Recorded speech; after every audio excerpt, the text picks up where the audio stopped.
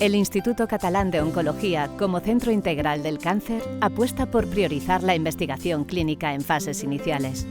La investigación en fase 1 incluye los primeros estudios de un nuevo tratamiento que se realizan en seres humanos. Esto permite el acceso de los pacientes a nuevas alternativas terapéuticas y el desarrollo precoz de nuevos tratamientos oncológicos.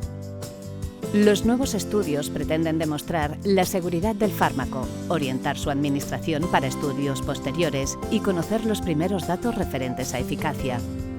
La investigación en fase inicial se efectúa en los centros ICO de l'Hospitalet, Badalona y Girona, que trabajan en red, compartiendo los diferentes ensayos disponibles y facilitando el tratamiento de proximidad.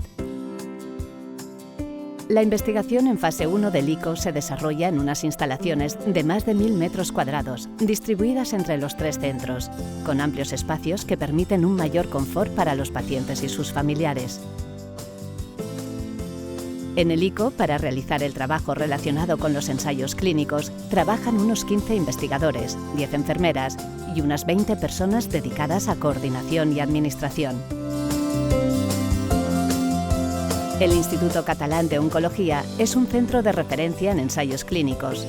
Cada vez son más los pacientes candidatos a un ensayo clínico, lo que nos permite avanzar en la investigación en cáncer y conseguir mejores pronósticos para nuestros pacientes.